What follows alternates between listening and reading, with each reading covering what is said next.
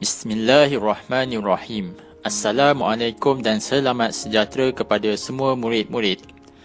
Apa khabar? Cikgu harap semua berada dalam keadaan sihat dan baik. Video ini merupakan sambungan daripada bahagian pertama di dalam bab ini. Dalam bahagian yang pertama, murid-murid telah mempelajari tentang konsep asas rangkaian, iaitu mengenal pasti rangkaian serta istilah yang digunakan dalam graf. Contohnya bucu, tepi, darjah, berbilang tepi, gelong dan sebagainya. Murid-murid juga telah mempelajari tentang cara untuk menentukan set bucu dan tepi, bilangan bucu dan tepi serta darjah bagi bucu sesebuah graf, serta melukis graf berdasarkan maklumat tersebut.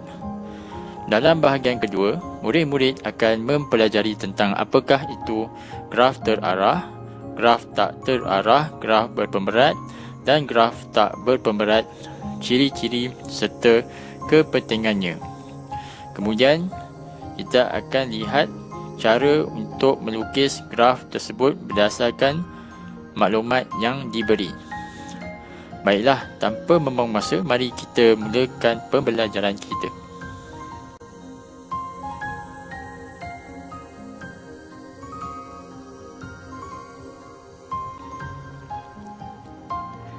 Graf terarah adalah graf jenis mudah dan bukan mudah yang mempunyai orientasi arah yang ditunjukkan oleh anak panah pada setiap tepinya. Setiap tepi hanya mempunyai satu arah sahaja. Graf terarah biasanya digunakan untuk mewakili aliran suatu proses, peta jalan raya, jangkitan penyakit, petikan, penghantaran dan sebagainya. Darjah suatu bucu bagi graf terarah terdiri daripada darjah masuk, iaitu bilangan tepi dengan arah yang menuju ke bucu tersebut. Darjah keluar, iaitu bilangan tepi dengan arah yang keluar dari bucu tersebut. Di sini kita lihat jumlah darjah masuk adalah bersamaan dengan jumlah darjah yang keluar. Dan hasil tambah jumlah darjah masuk dan jumlah darjah keluar adalah bersamaan jumlah darjah keseluruhan.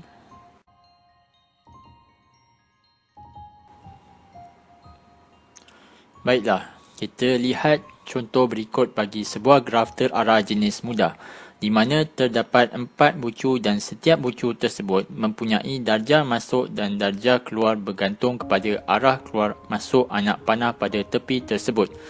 Rumusan bagi bilangan darjah yang keluar masuk bagi setiap bucu serta jumlah darjah adalah seperti ditunjukkan dalam jadual berikut, di mana jumlah bagi darjah bucu yang masuk adalah bersamaan dengan yang keluar, iaitu 5. Jumlah darjah keseluruhan adalah sebanyak 10, di mana bilangan tepi adalah bersamaan 5 melalui rumus yang dipelajari dalam bahagian pertama dalam bab ini. Bagi graf terarah jenis bukan mudah, terdapat 5 bucu dan setiap bucu mempunyai darjah keluar masuk seperti dalam jadual. Untuk sebuah gelong, darjah keluar dan masuk adalah masing-masing bernilai 1. Untuk berbilang tepi, pengiraan bagi darjah keluar masuk adalah sama seperti tepi biasa.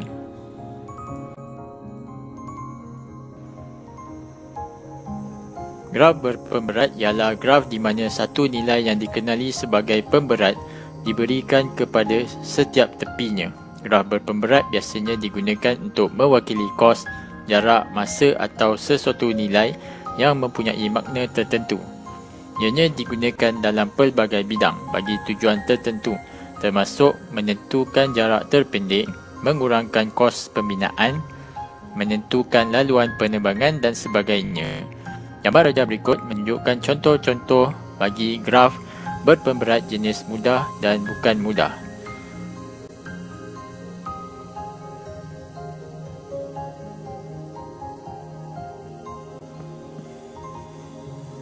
Baiklah, berikut adalah langkah-langkah bagi melukis graf terarah jenis tertentu, iaitu graf mudah atau graf bukan mudah berdasarkan set bucu V dan set tepi E yang diberi. Pertama sekali, tentukan bilangan bucu dan bilangan tepi, iaitu NV dan NE.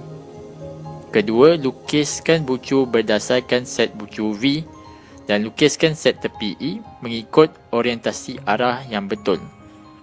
Dan ketiga, tentukan nilai darjah masuk dan keluar bagi setiap bucu, iaitu jumlah darjah masuk dan darjah keluar adalah sama, di mana hasil tambah jumlah darjah masuk dan keluar adalah bersamaan 2 kali bilangan tepi.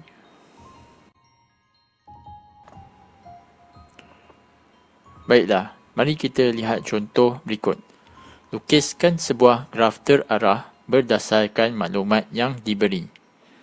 Diberi set bucu V dan set tepi E, di mana sambungan dan arah yang keluar masuk bagi setiap bucu dapat diketahui.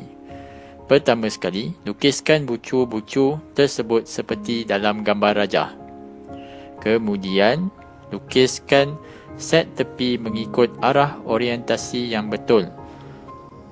Setelah itu, bina satu jadual di mana darjah keluar dan masuk bagi setiap bucu direkodkan.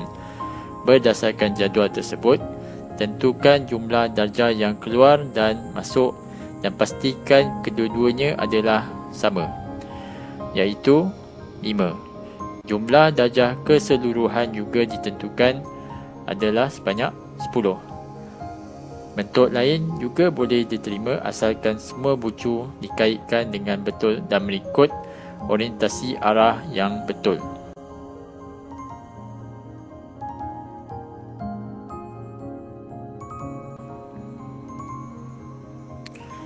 Contoh seterusnya adalah lebih kurang sama dengan contoh sebelum ini, di mana kita perlu melukis graf tersebut berdasarkan maklumat set bucu dan set tepi. Di sini kita lihat bilangan bucu adalah 5, manakala bilangan tepi adalah 7. Serta sambungan bucu dilukis mengikut arah anak panah seperti dalam gambar rajah. Setelah itu, jadual bagi darjah keluar masuk bagi setiap bucu dibina, di mana jumlah darjah keluar bagi setiap bucu adalah bersamaan dengan darjah masuk, iaitu 7. Dan jumlah keseluruhan darjah adalah sebanyak 14.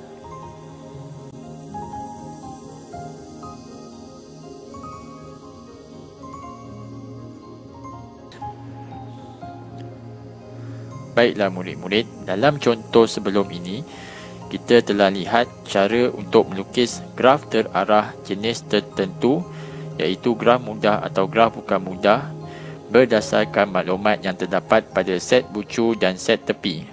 Sekarang, cikgu akan terangkan langkah-langkah bagi melukis graf terarah jenis tertentu berdasarkan bilangan darjah masuk dan keluar pada setiap bucu.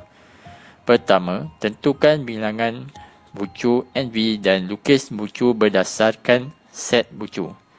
Kedua, lukis gelong atau berbilang tepi sekiranya ada pada bucu tertentu berdasarkan maklumat yang diberi. Ketiga, lukis tepi selebihnya mengikut bilangan darjah masuk dan keluar pada setiap bucu berdasarkan kaedah cuba jaya. Dan yang terakhir, semak supaya sambungan bucu pada setiap bucu adalah mengikut bilangan darjah keluar dan masuk pada setiap bucu.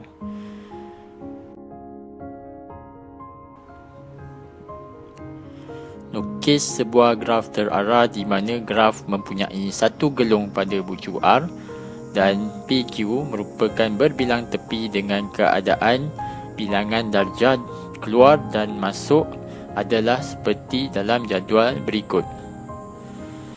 Baiklah murid-murid, melalui jadual berikut kita dapat mengenal pasti nama bagi setiap bucu serta bilangannya, namun sambungan pada bucu tidak diberi seperti sebelum ini. Pertama, kita lukiskan bucu-bucu dan labelkan seperti dalam jadual. Kemudian, lukiskan sebuah gelung pada bucu R dan berbilang tepi antara bucu P dan bucu Q. Kemudian lukiskan tepi selebihnya mengikut baki bilangan darjah pada setiap bucu. Di sini murid-murid perlu menggunakan kaedah cuba jaya bagi menyambungkan bucu-bucu tersebut. Namun, untuk contoh ini, cikgu akan tunjukkan teknik bagi menyambungkan bucu-bucu tersebut. Jika kita lihat, pada bucu R di mana setelah gelung dilukis, baki bilangan darjah masuk dan keluar masing-masing adalah 2 dan 0. Pada bucu P dan Q pula terdapat berbilang tepi, di mana arah anak panah yang masuk dan keluar dapat diketahui berdasarkan bilangan darjah yang masuk pada bucu Q adalah 0 dan kesemua bilangan darjah yang keluar iaitu 3. Oleh yang demikian, arah anak panah tersebut mesti keluar daripada bucu Q ke arah P pada berbilang tepi tersebut. Dengan itu, baki darjah pada bucu P adalah 0 masuk dan 1 keluar. Dan bucu Q adalah 0 masuk dan 1 keluar. Jika kita sambungkan bucu P ke arah bucu R, bucu Q ke arah bucu S dan bucu S ke arah bucu R, maka kita dapat melengkapkan kesemua bilangan darjah keluar dan masuk seperti dalam jadual. Setelah itu, semak jawapan kita supaya setiap sambungan bucu adalah mengikut bilangan darjah keluar masuk seperti dalam jadual. Maka dengan ini, kita telah selesai melukis graf terarah tersebut.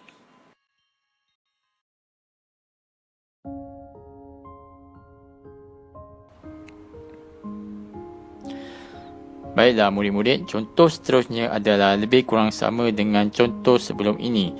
Tetapi terdapat sedikit perbezaan di mana kita perlu melukis suatu graf terarah yang mempunyai satu tepi gelung pada setiap bucu Q dan bucu S dan berbilang tepi antara bucu Q dan bucu S. Pertama, kita lukiskan setiap bucu dan setiap bucu tersebut dilabelkan seperti dalam jadual. Kemudian, lukiskan sebuah gelung pada setiap bucu Q dan S. Setelah itu, baki pada bilangan darjah adalah diperhatikan pada setiap bucu. Baki darjah masuk dan keluar pada bucu Q dan S masing-masing adalah 3 dan 1. Manakala baki darjah masuk dan keluar pada bucu P dan R masing-masing adalah 0 dan 2. Ini menunjukkan terdapat 3 sambungan tepi daripada bucu P, bucu R dan bucu S kepada bucu Q. Manakala 3 lagi sambungan tepi daripada bucu P, bucu R dan bucu Q kepada bucu S. Dengan ini, kita dapat melengkapkan kesemua bilangan darjah keluar dan masuk seperti dalam jadual. Setelah itu, semak semula jawapan kita supaya setiap sambungan bucu adalah mengikut bilangan darjah keluar dan masuk dalam jadual tersebut. Maka kita telah selesai melukis graf terarah tersebut.